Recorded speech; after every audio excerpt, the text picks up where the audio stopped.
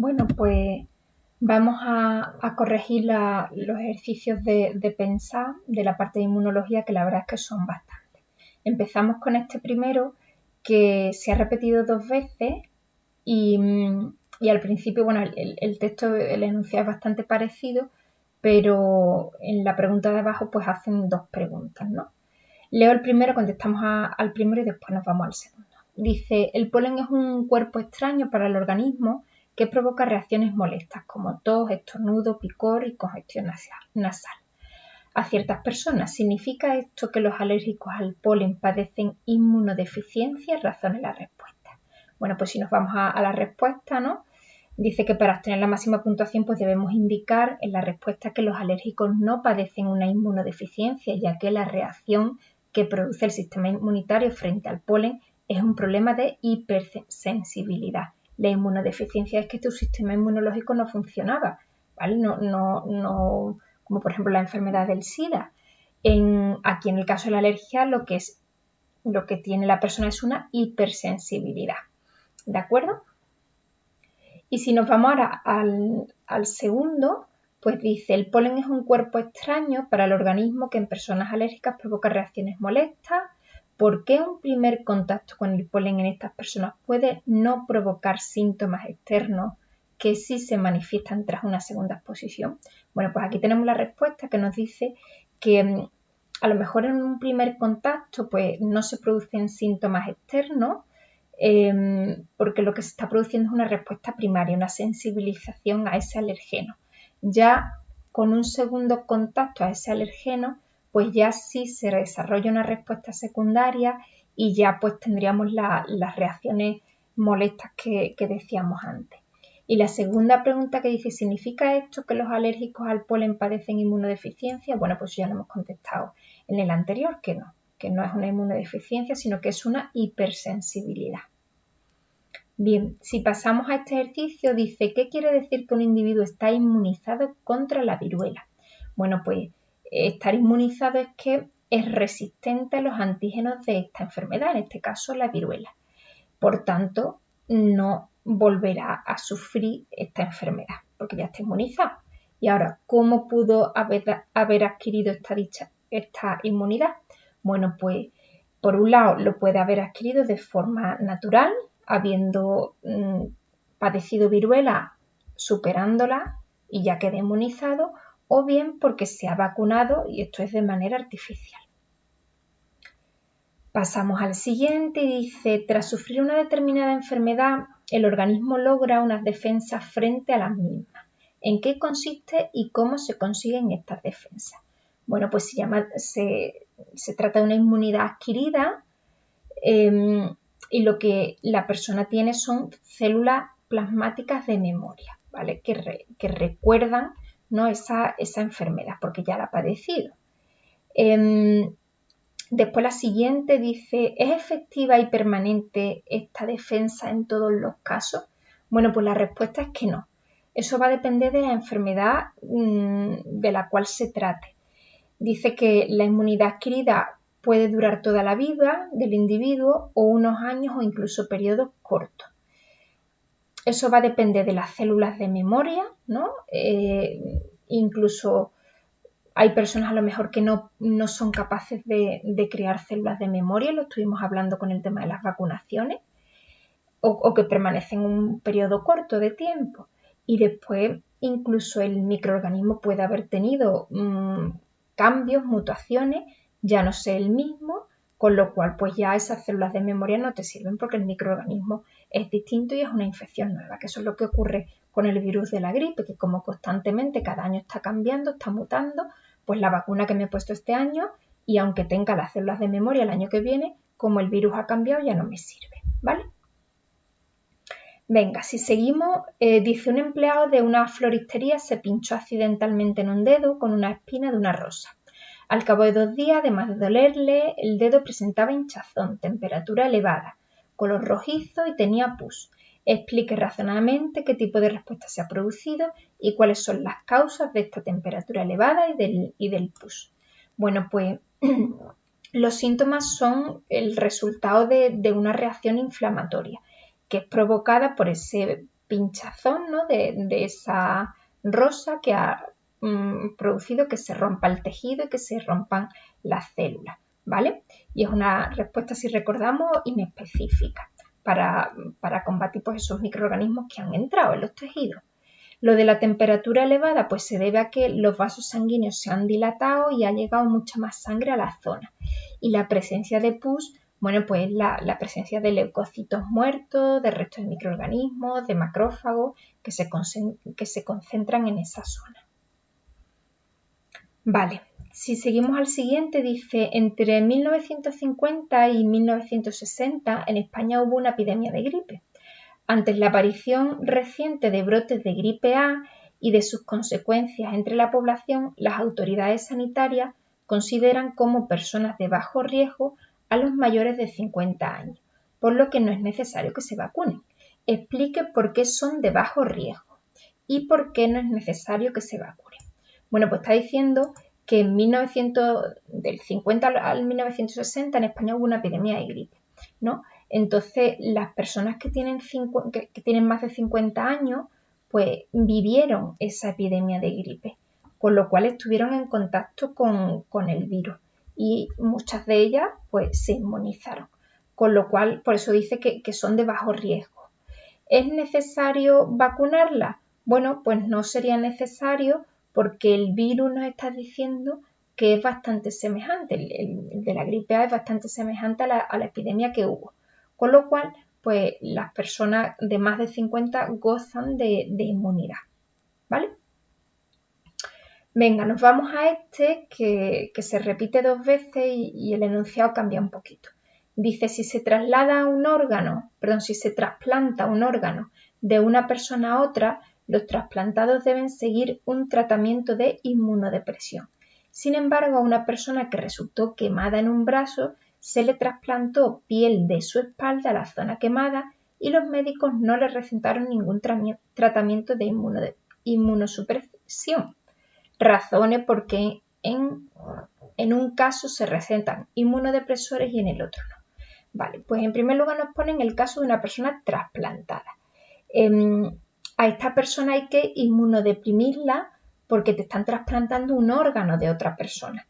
Y aunque el órgano es lo más parecido, ¿no? Lo más compatible a ti, pero bueno, tu cuerpo puede reconocer ciertos antígenos a ese órgano que te han trasplantado y puede producir un rechazo. Sin embargo, el otro caso de una persona que se quema la piel y tiene una quemadura y le trasplantan pues piel de la espalda, pone aquí, bueno, pues a esa persona no hay que inmunodeprimirla porque le estás trasplantando piel suya. Es decir, no va a reconocer ningún tipo de antígeno porque es su propia piel y no va a reaccionar contra su propia piel, ¿vale?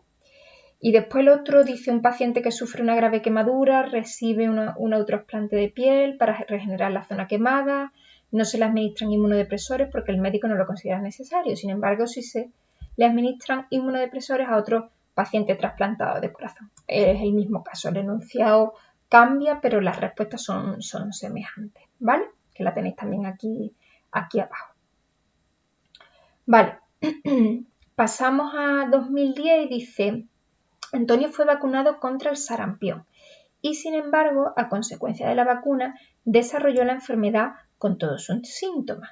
Por el contrario, Luis, que no se vacunó, se contagió con el virus del sarampión y le suministraron un suero antisarampión que le ayudó a sufrirlo con pocas manifestaciones clínicas, pero lo volvió a padecer al año siguiente. De una explicación razonada desde el punto de vista inmunológico con lo que le sucedió a Antonio y a Luis. Vale, pues entonces, en primer lugar dice que Antonio se vacuna contra el sarampión, ¿vale? Y que a consecuencia de esta vacuna desarrolla los síntomas. La respuesta a eso dice, el texto dice, las respuestas deben estar, vale, aquí en esta. Dice, en el caso de Antonio, la vacuna produjo un efecto secundario indeseable, como fue el desarrollo de la enfermedad, objeto de vacunación, porque los patógenos del sarampión pues no debían estar bien debilitados. Esto lo que quiere decir es que Antonio, al ponerle la vacuna, por lo que fuera esa vacuna, pues no estaría bien. Ya sabéis que las vacunas son los microorganismos atemperados. Entonces, si en algún momento esa vacuna, pues no sé, no ha estado en frío o ha ocurrido algo, pues puede que esos microorganismos estuvieran más activos y le produjeran a Antonio la enfermedad, ¿vale? Con lo cual, pues él desarrolla la enfermedad.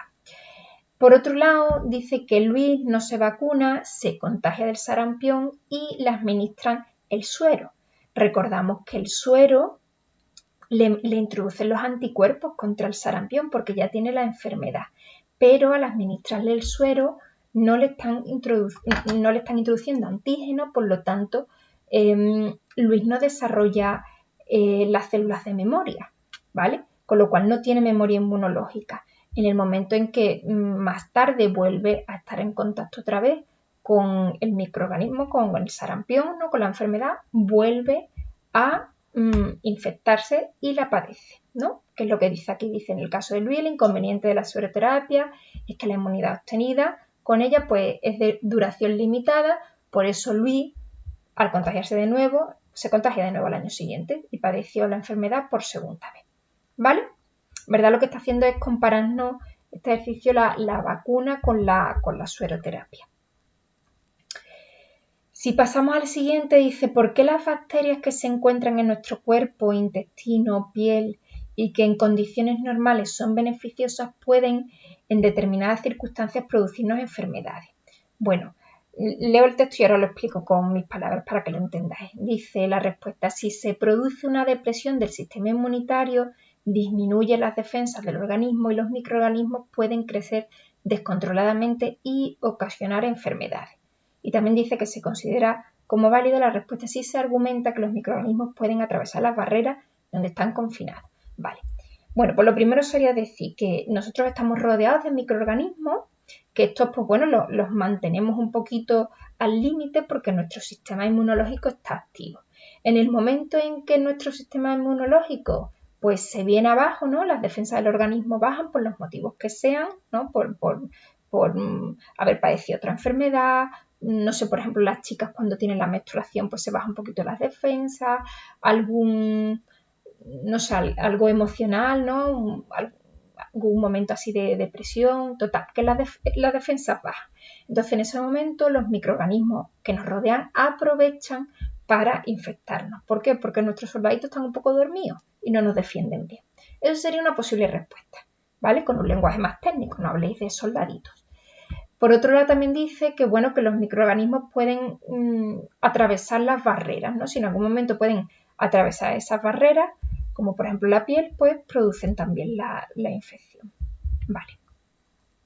Nos vamos al siguiente, dice, se sabe que el sistema inmunitario reacciona contra todo tipo de moléculas que no reconoce como propias.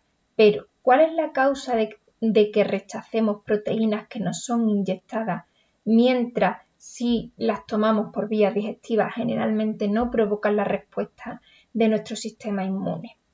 Vale, pues por un lado tenemos que saber que si nosotros tomamos por vía digestiva esas proteínas, pues nuestros jugos del estómago tienen enzimas como por ejemplo las peptidasas que van a romper los enlaces peptídicos, ¿no? Y liberan los aminoácidos.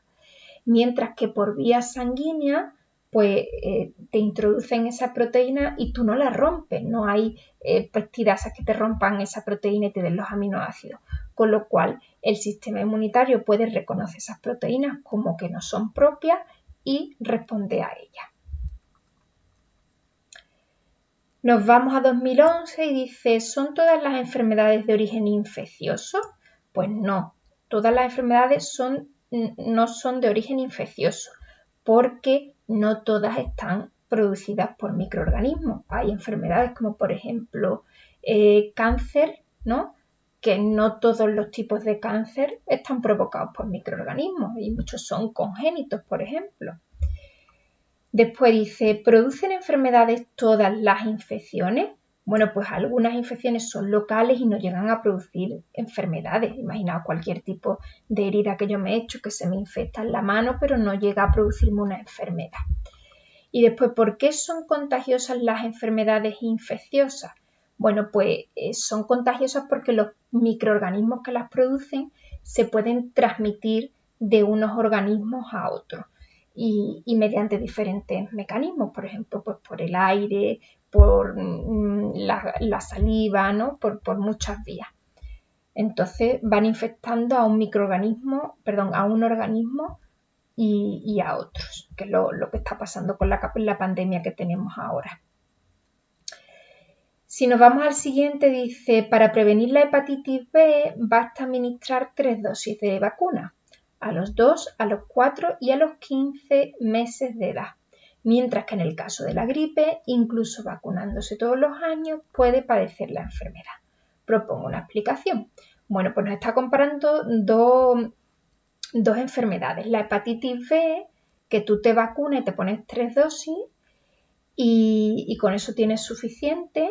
Pero ¿qué pasa? Pues que tú has creado tus células de memoria, ¿no? Y el organismo que produce la hepatitis B no ha cambiado. Sin embargo, el tema de la gripe, del virus de la gripe, que ya os lo decía antes, pues muta todos los años. Entonces, la vacuna que me han puesto este año, para el año que viene no sirve porque el microorganismo ha cambiado, ya es diferente. Con lo cual, mis células de memoria ya no sirven porque la infección es diferente. Por eso me tengo que vacunar todos los años. El siguiente dice, ¿qué quiere decir que un individuo está inmunizado contra el sarampión? Bueno, pues que esté inmunizado significa pues que ha reconocido esos antígenos, tiene suficientes defensas específicas para esa enfermedad y además ha creado sus células de memoria y demás. Ya sea porque ha padecido la enfermedad o porque ha sido vacunado. Puede ser de manera artificial o natural. ¿De qué formas pudo haber adquirido la inmunidad? Ah, pues mira, lo acabo de decir. Dice, la inmunidad pudo adquirirla de forma natural, superando la infección, o artificialmente porque se vacuna. Muy bien. Pasamos al siguiente. Dice, según el sistema AB0 de los grupos sanguíneos humanos, los individuos con sangre del grupo AB presentan en la superficie de sus eritrocitos antígeno A, proteína A y antígeno B, mientras que los individuos con sangre del grupo 0 no presentan antígeno. ¿Por qué en los casos de transfusiones sanguíneas a los individuos de sangre del AB se les considera receptores universales? Vamos a responder a eso. Entonces, en los individuos del grupo AB son receptores universales porque ellos mismos tienen antígeno A y antígeno B. Por lo tanto, no tienen anticuerpos para luchar ni con la proteína A ni con la proteína B, porque ellos ya la tienen. No podrían reaccionar contra sus propios eritrocitos. Por lo tanto, pueden recibir toda la sangre, ya sea del A, del B o incluso del 0. Sin embargo, la otra pregunta es, ¿y los del tipo 0 donantes universales? Bueno, pues los del tipo 0 no tienen ningún antígeno en sus eritrocitos, no tienen proteína. Con lo cual, da igual a quién le den la sangre, al grupo A, al grupo B, al grupo AB o incluso al 0, porque al no tener antígeno, el sistema inmunitario del receptor pues no va a ver nada extraño, ¿vale? No van a detectar ningún tipo de antígeno, por lo tanto son los donantes universales. Muy bien. Ahora en este dice que tenemos que relacionar cada término del grupo A con el más adecuado del B, sin repetir ninguno, indicando número y letra de la pareja. Vale, pues entonces empezamos con la médula ósea, que sería el primero, y la médula ósea lo relaciono con los linfocitos B, que eran donde se creaban. Después los linfocitos T los relaciono con el timo, que era el órgano que los generaba. Recordad, linfocitos T llevaba una T, y timo pues empieza por T. Después antígeno lo relaciono con anticuerpos, que se unían los antígeno-anticuerpos y se neutralizaba. El cuarto, que es la piel, lo relaciono con primera línea de defensa, ¿no? Esta barrera física. Vale. El 5, que es fagocitosis, lo relaciono con los macrófagos, el H, que eran los que producían la fagocitosis. El 6, que es alergia, pues lo relaciono con el B, que es polen, que el polen es un alergeno que produce alergia a algunos individuos. El 7, que es activación, lo relaciono con las interleucinas, que eran las que activaban, ¿no? Parte podían activar la respuesta de... si activaban. Podían activar linfocitos B, ¿no? Si recordáis, vámonos mejor, os lo enseño en imagen. Era la respuesta humoral y celular, que la tenemos aquí. Vale, pues tanto las citoquinas, linfoquinas como interleucinas, por un lado activaban los linfocitos B y la respuesta humoral, o incluso activaban linfocitos T o macrófagos, ¿no? En la respuesta celular. Recordad esta esquemita que es importante. Vale, interleucina, activación. Vale, el 8, SIDA. Pues el SIDA lo relacionamos con inmunodeficiencia, ¿no? Que era una enfermedad que producía inmunodeficiencia, afectaba a los linfocitos y la persona se quedaba pues sin sus defensas. El 9, inmunidad activa, que es la F, la vacuna, que es la que produce esa inmunidad, y el 10, que es suero, pues inmunidad pasiva. Y ya está, ya estaría este ejercicio hecho. Vale, pasamos al siguiente, dice, en entamoeba histolítica, me da igual el nombre, no nos asustamos, por cierto, debería de ir en cursiva porque es un nombre científico, es un protozoo causante de la disentería mediana en el ser humano. Se ha demostrado experimentalmente que las cepas que producen la enfermedad con carácter más grave presentan en sus membranas proteínas similares a las proteínas humanas, de una explicación razonada de por qué estas características pueden estar relacionadas con la mayor gravedad de la enfermedad. Vale, no me asusto por el nombre de la enfermedad y lo que me dice. Yo me quedo en mi cabeza que es un microorganismo, un protozoo que produce enfermedad y que es bastante grave porque dice que este microorganismo en sus membranas presentan proteínas bastante similares a las humanas. Entonces, ¿por qué es tan grave la enfermedad?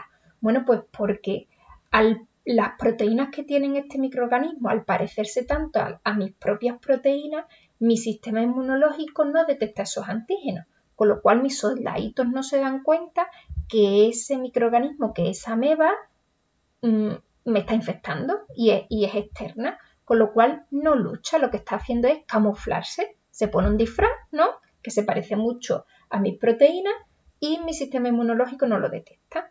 Por lo tanto, no se desencadena una respuesta inmunitaria. Esa sería la clave. Aquí lo tenéis más bonito escrito. Dice: el sistema inmunitario no reconoce como extrañas las proteínas de la membrana de la ameba al ser similares a las humanas y por tanto pues no desencadena la respuesta inmunitaria. Nos vamos a 2013 y dice: ¿por qué se utiliza la sueroterapia y no la vacunación una vez que se ha contraído una enfermedad? Bueno, pues se utiliza sueroterapia porque la persona ya tiene la enfermedad. Entonces, tú lo que necesitas es meterle los anticuerpos para que luche contra esa enfermedad. No vas a coger, le vas a meter los antígenos y lo vas a rematar, ¿no? Por eso, simplemente en el momento que tú tienes la enfermedad, es el suero. Porque el suero se administra mediante inyección vía intramuscular y no mediante vía oral digestiva, vía digestiva. Bueno, pues lo hemos dicho antes, porque si tú te comes, ¿no? Ese suero, tus enzimas digieren las proteínas, con lo cual, pues, lo que harías era destruir los anticuerpos, ¿vale? Nada, es lo que pone aquí tal cual. Ya está. Vale, en este siguiente ejercicio, en 2014, lo leo porque dice muchas cositas. Dice: en un experimento se inoculan ratones con un antígeno A con el que no habían tenido contacto previo. Transcurrido 4 semanas, vuelven a estar inoculados con una mezcla de antígeno A y un nuevo antígeno B, con el que tampoco habían estado en contacto. Describe y represente gráficamente la evolución de la concentración de anticuerpos anti-A y anti-B en sangre durante las 8 semanas que dura el experimento. Vale, entonces tenemos dos antígenos, el A y el B. Los dos son desconocidos. El A le ponen una primera dosis al principio y a las 4 semanas le ponen una segunda dosis, con lo cual el antígeno A, la primera vez que se lo introducen, produce una respuesta primaria, que es una respuesta larga, los anticuerpos se van generando poco a poco, ¿no? Y no hay células de memoria, y cuando se le vuelve a introducir el antígeno A, pues ya genera a las 4 semanas una respuesta secundaria, que es mucho más rápida, mucha cantidad de anticuerpos, porque ya sí tiene células de memoria. Que si nos vamos a la gráfica, pues sería aquí, ¿vale? No me ponen el dibujo en la respuesta, pero bueno, esta me puede servir. Si lo entendéis con esta, tendríamos en el eje de la Y la concentración de anticuerpos, en el eje de la X el tiempo, que en este caso pues sería 4 semanas, aquí sería la cuarta semana en la cual se le inyecta otra vez el antígeno A, ¿vale? Primero se genera una respuesta primaria y en el momento en que se le inyecta otra vez, la segunda inyección del antígeno A, pues genera una respuesta secundaria.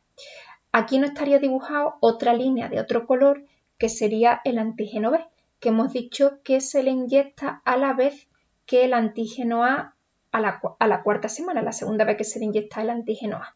Entonces aquí se produciría otra gráfica de otro color, pues más o menos como la respuesta primaria que hemos creado con el antígeno A, ¿vale?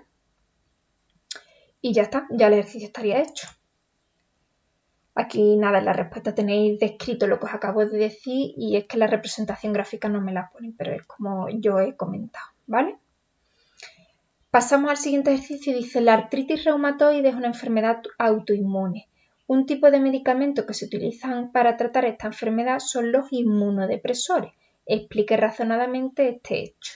Bueno, la artritis reumatoide al ser una enfermedad autoinmune, lo que hace es que el sistema inmunitario, esa persona tiene el sistema inmunitario alterado y destruye las propias células y las propias moléculas. Entonces le damos inmunodepresores para dormir su sistema inmunitario, con lo cual no se ataque a sí mismo. Y después la otra pregunta dice: ¿puede tener algún efecto negativo estos tratamientos? Claro, es que tú estás inmunodeprimiendo a la persona, sus soldaditos los estás durmiendo, entonces cualquier tipo de infección que le entre a la persona, cualquier microorganismo con el que esté en contacto, pues no puede luchar, es mucho más vulnerable, ¿de acuerdo? Por eso las personas inmunodeprimidas pues deben estar en sitios que no estén en contacto con mucha gente, suelen estar aislados porque son mucho más vulnerables a la hora de las infecciones. Vale. Paso al siguiente. Dice 2015. La vacuna de la gripe protege contra el virus que la produce solo durante un corto periodo de tiempo. ¿Por qué no es efectiva durante periodos de tiempo más prolongados, como ocurre con nuestra vacuna? Bueno, pues vuelven a preguntar los mismos. Pues porque el virus de la gripe muta mucho. Entonces, muta de aquí a un año. Entonces, el año que viene ya el virus no es el mismo, con lo cual la vacuna ya no me sirve. La del año anterior, claro. ¿Cómo se puede proteger a la población frente a la aparición de estas enfermedades? Pues mediante la producción anual de nuevas vacunas contra este virus. Y es lo que ocurre en España cada año, ¿no? En otoño, pues empieza otra vez la vacunación contra la gripe y ponen la vacuna para la cepa de virus que hay ese año. Después el siguiente dice: un paciente con los síntomas de una determinada enfermedad vírica es vacunada frente a la misma. Tras una semana y viendo que no mejoraba, el médico le receta unas inyecciones de gamma globulina extraída del suero de caballo. Al cabo de unas semanas, el enfermo sano. De una explicación razonada de por qué el enfermo no mejoró con la vacunación. Bueno, pues debemos saber que la vacunación es preventiva y no es efectiva contra una enfermedad que ya se está desarrollando.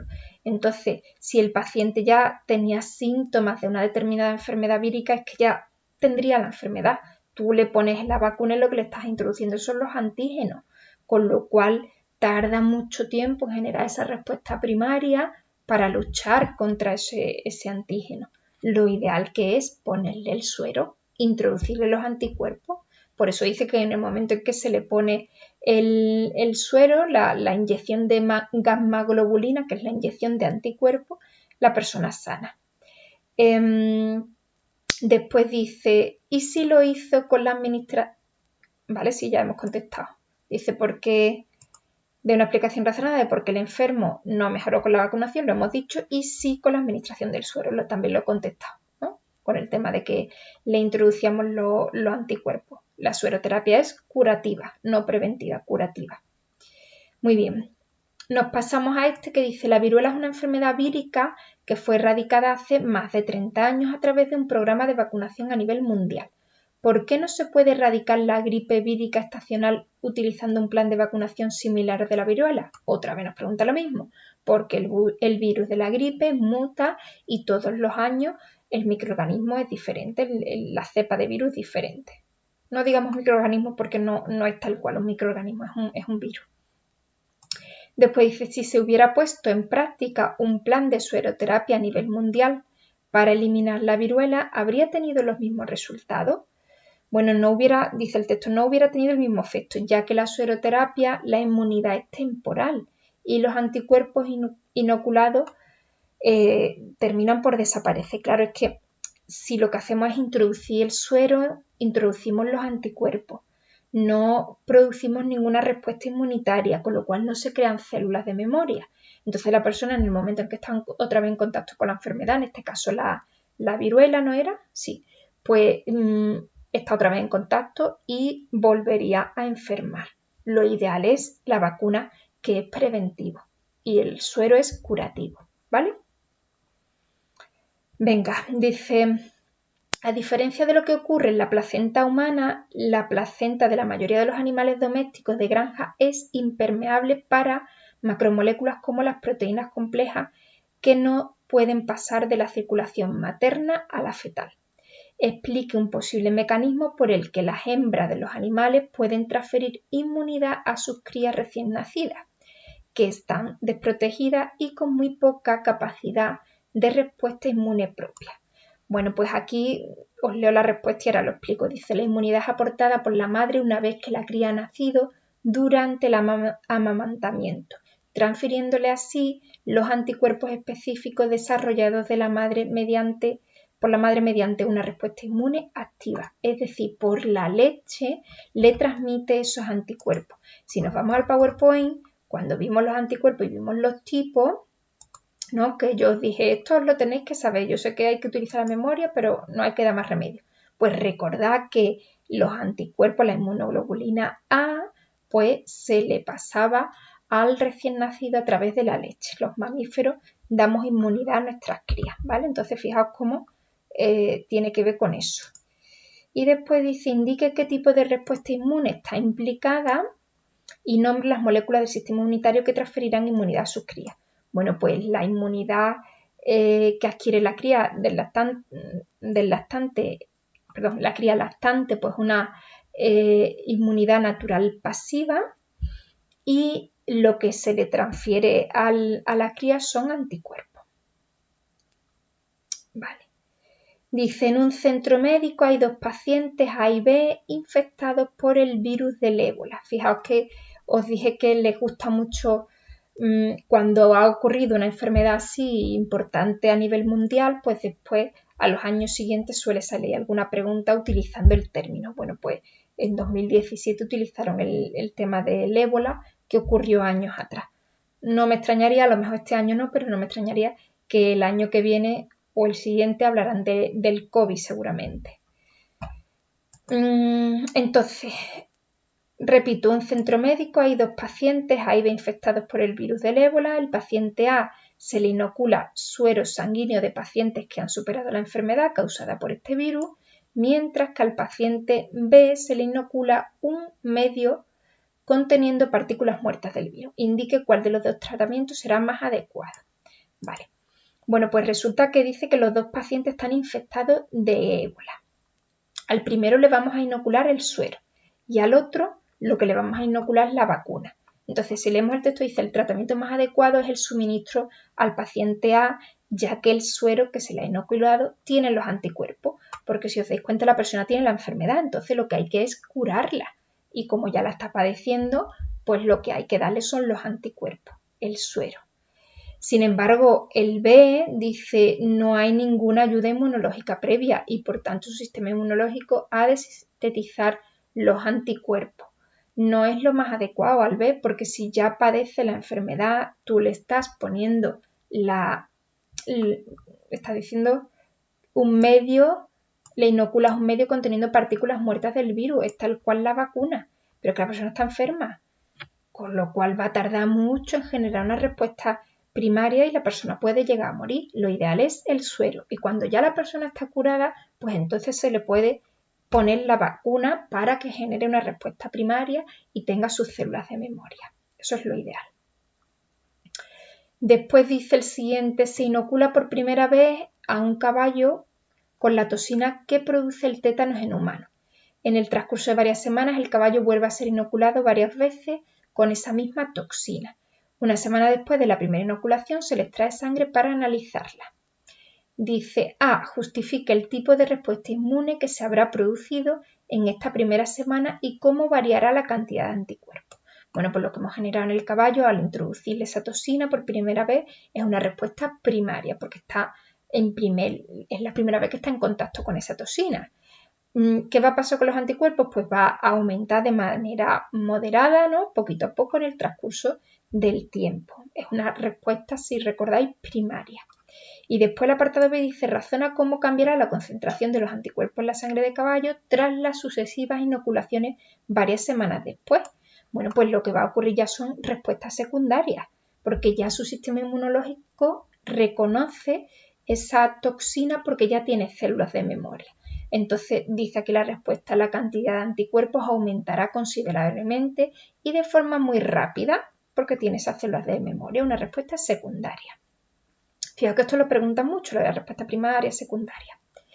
Después dice, la varicela es una enfermedad vírica que suele padecerse solo una vez en la vida.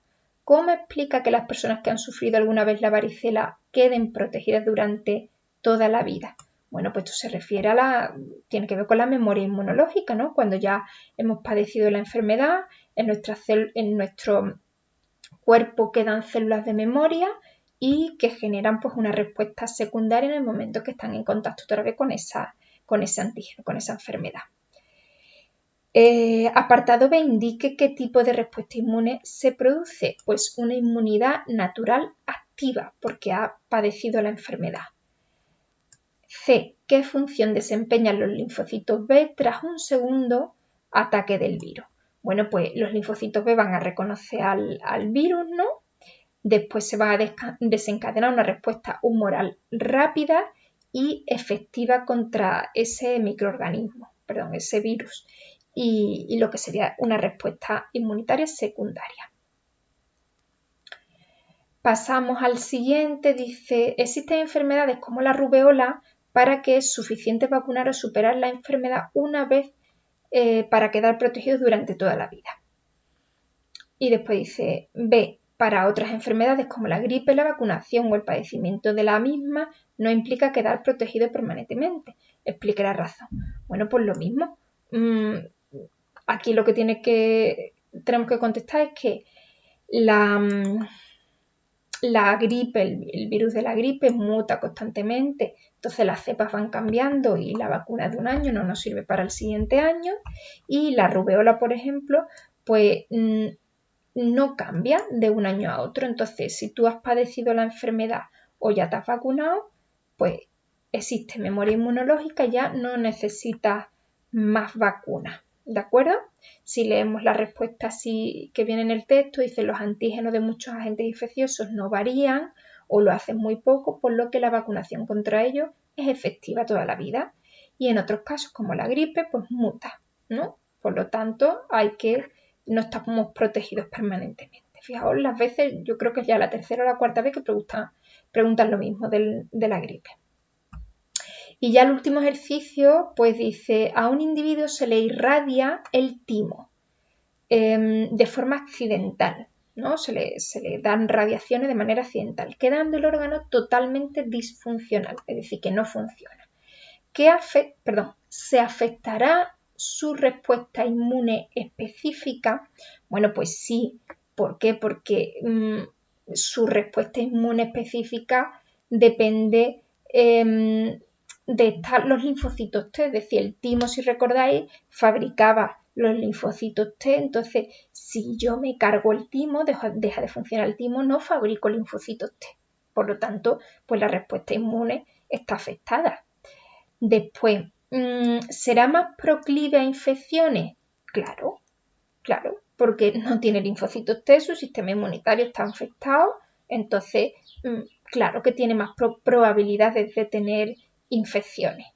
¿Qué grado de rechazo tendrá este individuo frente a un trasplante? Bueno, pues esta pregunta es interesante porque dice, si esta persona que tiene el timo fastidiado ahora le trasplantamos un órgano, ¿va a tener el mismo porcentaje de rechazo, la misma probabilidad de rechazarlo? Pues es interesante la pregunta porque no va a tener el mismo grado de rechazo, ya que su sistema inmunológico pues no funciona bien, está como inmunodeprimido.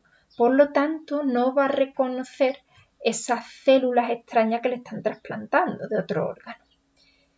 Y por último, dice, ¿y cómo responderá frente a procesos cancerígenos? También es interesante, tenemos que relacionar la acción de los linfocitos T con las células cancerosas.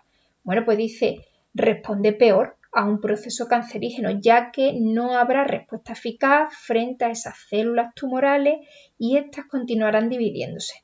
Acordaros que los linfocitos T eran capaces de destruir células tumorales, con lo cual si estamos fastidiando el timo, estamos fastidiando los linfocitos T, por lo tanto no reconocen células tumorales, ¿vale? Bueno, pues listo, ya hemos terminado todas las preguntitas de pensar. Espero que os hayáis enterado, ¿no? Y que las hayáis ido corrigiendo. Venga, mucho ánimo, los vemos en el próximo vídeo.